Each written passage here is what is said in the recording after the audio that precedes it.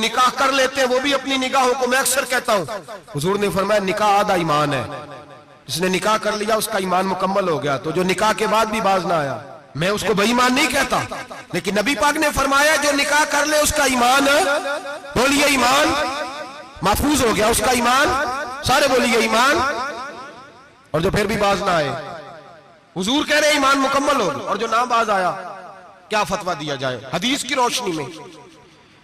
میرے نبی پاک کی بارگاہ میں عورتیں آئیں توبہ کرنے، بیعت کرنے، مسلمان ہونے، تو حضور بیعت لیتے وقت فرمانے لگے میرے ساتھ وعدہ کرو، جھوٹ نہیں بولو گی، غیبت نہیں کرو گی، زنا نہیں کرو۔ ایک عورت بول پڑی، کہنے لگی یا رسول اللہ صلی اللہ علیہ وسلم میں مسلمان تو نہیں پر خاندانی ہوں، میرے گھر والوں کے ذہن میں بھی کبھی زنا کا خیال نہیں آیا، ہم تو اسے خاندانوں کے وقار کے خلاف سمجھتے ہیں، روز بری نظر سے کسی کو دیکھنا اور کسی کے بارے میں غلط باتیں، ناراض نہ ہونا۔ بہت سارے بوڑھے بھی لذت لے لے کے جرم بیان کرتے ہیں، گناہ بیان کرتے ہیں، غلط باتیں کرتے ہیں، کسی عورت کے بارے میں تبصرہ کرتے ہیں، کیا سمجھتے ہیں مرد اور عورت معاذ اللہ تعالیٰ ایک کمرے میں جا کے بدکاری کریں تو وہی زنا ہے؟ میری طرف دیکھیے اور جھانک کر کے سنیے کیا عرض کر رہا ہوں، ادھر دیکھیں میری طرف۔ نبی پاک صلی اللہ علیہ وسلم نے فرمایا زنا زبان کا بھی ہوتا ہے، زنا کان کا بھی ہوتا ہے، زنا آنکھ کا بھی ہوتا ہے۔ حضور کس طرح؟ فرمایا جس نے گند دیکھا اس نے آنکھ کا زنا کیا، جس نے لذت لے کے سنا چپ نہیں کرایا، پوری بات سنی، وہ بھی زانی ہے، اور جس نے گندی بات بولی وہ منہ کا زانی ہے، جس نے گند سوچا وہ دماغ کا زانی ہے۔ اور زانی کو سب سے پہلی سزا اللہ یہ دیتا ہے کہ سجدے کی لذت چھین لیتا ہے، عبادت کا سرور چھین لیتا ہے، اس کا نماز میں دل نہیں لگتا۔ قرآن میں سب سے پہلی سزا اسے اللہ اپنے دروازے سے دور کر دیتا ہے۔ بھائیو آج ہمارے سجدے بے کیف ہیں، آج لوگ غلط جگہ پہ گھنٹوں بیٹھے رہتے ہیں، مسجدوں میں لوگوں کے دلوں کو گھبراہٹ ہوتی ہے، لوگ بھاگتے ہیں۔ میرے نبی پاک نے فرمایا تو نظر کو پاک کر لے، اللہ تیری عبادت میں لذت پیدا فرما دے گا۔ میرے بھائی یاد رکھ لیں اور سن لیں، سب سے کمزور آدمی وہ ہے جس کا ذہن پاک نہیں، سب سے کمزور آدمی وہ ہے جو کردار کا غلط ہے۔ ایک بات میں نے پڑھی، آپ یقین کریں میرا دل کرے کہ میں آگ لگا دوں اس عنوان کو جس پہ گندگی لکھی جاتی ہے، ان اخباروں کو، ان چیزوں کو جس پہ گند لوگوں کے دلوں میں۔ وہ انڈیا کی ایک وزیر اعظم عورت گزری تو کسی نے اس سے کہا کہ پاکستان نے تو تمہیں شکست دی ہے، تم جیت نہیں سکے، بڑا ملک ہو کے۔ کہنے لگی کوئی بات نہیں، تھوڑا وقت ٹھہر جاؤ، ہم ان پر تہذیبی یلغار کریں گے، ان کے گھروں میں ننگا ناچ کریں گے، یہ گندی تصویریں دیکھیں گے، یہ گند میں الجھ جائیں گے۔ اور جو قوم گند میں الجھ جایا کرتی ہے وہ پھر کسی سے لڑنے کی طاقت نہیں رکھتی، اس کے اندر ڈٹ جانے کی ہمت نہیں ہوتی، اس کی غیرت کے جنازے نکل جاتے ہیں، دل کرتا ہے جل جائے وہ جل جائے جہاں سے برائی پھیلتی، تباہ ہو جائے وہ علاقے جہاں سے گند ہوتا ہے۔ لوگ گند کی کمائی کھاتے ہیں، گند کی، ایکٹروں کے ساتھ کھڑے ہو کے فوٹویں کھچاتے ہیں اور گناہ پہ فخر کرتے ہیں، اور گندے لوگ کہتے ہیں اللہ کا فضل ہے ہم گند پھیلا رہے ہیں، ثم معاذ اللہ۔ لوگ گناہ پہ فخر کرتے ہیں چوکوں چوراہوں میں۔ محمد بن قاسم آئے ہندوستان پہ راجہ دہر کے مقابلے میں، نوجوان میری طرف دیکھیں اور صحیح ہو کے بیٹھے، خاص سے صحیح ہو کے بیٹھے، تقریر نہیں کر رہا، جذبات کا، میرے جذبات سنیں، دل کے پھپولے جل رہے ہیں سینے کے داغ سے، اللہ کی قسم روح کی گہرائی سے بات کر رہا ہوں، وہ بات کر رہا ہوں جو سینہ کہہ رہا ہے کہ پھٹ جائے اور کہنا نہ پڑے۔ قرآن و حدیث پڑھتے ہیں اور پھر اپنا حال دیکھتے ہیں تو لگتا یہ ہے کہ عذاب قریب آ گیا ہے، لگتا ہے زمین پھٹنے والی ہے، آسمان گرنے والا، لگتا ہے قریب آ گیا سارا کچھ۔ سمجھے کیا عرض کر، یہ بات اگر آپ سمجھ گئے تو قیمت وصول ہو گئی، اس کو سمجھ گئے تو سمجھ لیں آپ کے مزاج کے اندر اللہ نے تبدیلی پیدا کر دی۔ محمد بن قاسم 18 سال کا جوان، ایک عورت کی عزت پر راجہ دہر ہندو نے حملہ کیا، محمد بن قاسم بچانے آئے۔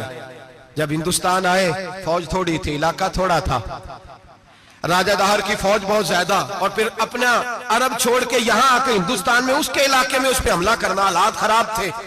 محمد بن قاسم پریشان ہے، ایک بزرگ نے دیکھا، کہنے لگے پریشان کی ہو؟ کہنے لگا سوچتا ہوں علاقہ بھی اس کا، فوج بھی اس کی، میرے فوجیوں کو تو رستوں کا بھی نہیں پتا، کیسے جنگ کریں گے، کدھر سے آئیں گے، اور پھر ہمیں زبان بھی نہیں آتی، کیسے کام ہوگا، ڈر رہا ہوں۔ 2-4 دن گزرے تو محمد بن قاسم اشاش بشاش ہو گئے۔ وہ بزرگ کہنے لگے خیر ہے؟ بڑے مطمئن ہو گئے ہو, کہنے لگے بس راجہ دہر ہم سے مقابلہ نہیں کر سکتا, راجہ دہر ہمارے مقابلے میں کھڑا نہیں ہو سکتا. وہ گرا کے گرا, وہ لڑکھڑایا کہ لڑکھڑایا, ریزہ ریزہ ہو جائے گا. آپ کو کیسے خوشخبری مل گئی؟ کہنے لگے مجھے پتا چلا ہے کہ راجہ دہر ذہن کا گندا ہے, وہ تو چچا کی بیٹی کو نہیں چھوڑتا, ماموں کی بیٹی کو نہیں چھوڑتا, خالہ کی بیٹی کو گندی نظر سے دیکھتا ہے. جس کا ذہن گندا ہوتا ہے وہ کسی کا مقابلہ نہیں کر سکتا. ہمیں فتح ہوگی, فتح, وہ گرے گا. وہ بزرگ کہتے ہیں میں سمجھ گیا کہ واقعی سے فتح ہوگی. آج کشمیر کیوں آزاد نہیں ہو رہا, فلسطین میں آگ کیوں لگی ہوئی ہے؟ مسلمان جب تک ذہن کا گندا ہے کمزور ہے, جب تک ذہن کا ناپاک ہے کمزور ہے. حضرت سعد بن ابی وقاص رضی اللہ تعالیٰ عنہ فرمایا کرتے تھے اللہ مسلمان کی مدد اتنی دیر تک کرتا رہتا ہے جتنی دیر تک مسلمان کا ذہن صاف رہتا ہے, کردار پاک رہتا ہے. آگ اس لیے معاشرے میں لگی ہے. نوجوانوں تم کہتے ہو کامیابیاں نہیں ملتی, اسے کیسے کامیابی مل سکتی ہے جس کا ذہن ہی صاف نہیں؟ وہ کیسے دنیا کی بازی جیت سکتا ہے جس کی نگاہ ہی پاک نہیں؟ وہ کیسے آگے بڑھ سکتا ہے جس کے کردار میں پاکیزگی نہیں؟ اپنے آپ کو پاک کر لو, اللہ ہر مشکل میں تمہاری مدد فرمائے گا, ہر رستے میں تمہاری مدد فرمائے گا.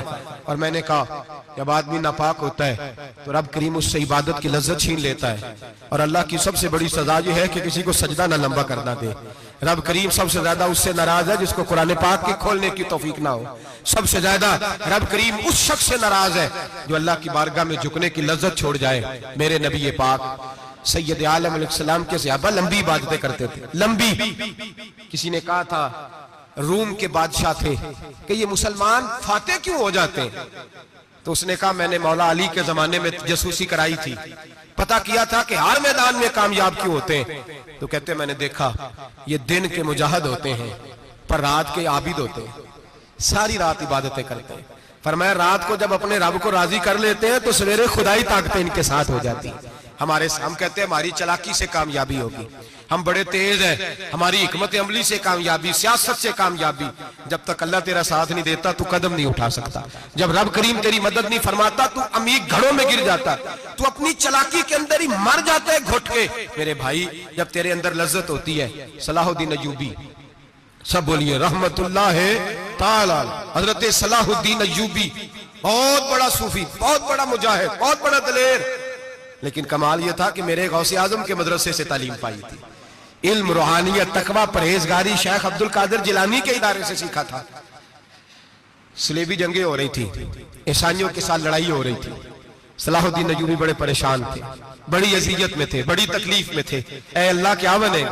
اچانک پتا چلا کہ ایک بحری بیڑا آ رہا ہے عیسائیوں کا, اور اس کے اندر تلواریں ہیں, نیزے ہیں, بڑا کچھ ہے. صلاح الدین ایوبی پریشان ہو گئے, کہنے لگے پہلے ہی مسلمانوں کے پاس اسلحہ کم تھا, پہلے ہی پریشانی تھی, اب اور آ رہا ہے سامان, کیسے کام چلے گا؟ پریشان ہوئے. میٹنگ نہیں بلائی, کابینہ کا اجلاس نہیں بلایا, سیاسی حکمت عملی نہیں بدلی, مسجد اقصی میں چلے گئے, ساری رات رو کے گزار دی. اے اللہ میں اپنے لیے نہیں آیا, تیرے رسول کے دین کے لیے آیا. اے اللہ مجھے اپنی کوئی فکر نہیں, تیرے نبی کے دین کے جھنڈے کی فکر ہے. خدا بندہ اے اللہ تو میرے نیتیں, میرے ارادے جانتا ہے, مہربانی فرما, مسلمانوں کو قوت دے, کفر کے دل میں روب ڈال دے. سویرے صلاح الدین ایوبی اٹھے, مسجد سے باہر نکلے, ایک نیک پارسا صوفی بزرگ سے سامنا ہوا. صلاح الدین ایوبی کہنے لگے حضور دعا کرنا, دشمن کا بحری بیڑا آ رہا اسلحہ لے کے, مہربانی کرو دعا کرو, بحری بیڑا آ رہا ہے, مسلمانوں کو اللہ کامیابی دے دے.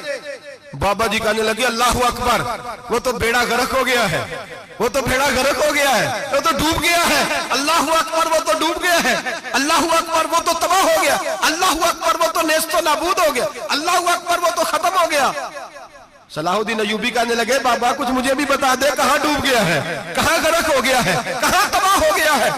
تو بابے نے پلٹ کے دیکھا, کہنے لگا زیادہ بولا نہ بن, ساری رات مسجد میں آنسو بہاتا رہا ہے, ساری رات تو روتا رہا ہے, ساری رات تو رب کو مناتا رہا ہے. وہ دشمن کا بحری بیڑا تیرے آنسوؤں میں غرق ہو گیا ہے, وہ تیرے آنسوؤں میں ڈوب گیا ہے, رب کریم نے تباہ کر دیا ہے. فرمایا تو نیک ہے, تیری سوچ صاف ہے, تو اللہ نے تیری مدد کرنے کا فیصلہ فرمایا ہے. تیرے آنسوؤں میں ڈوب گیا.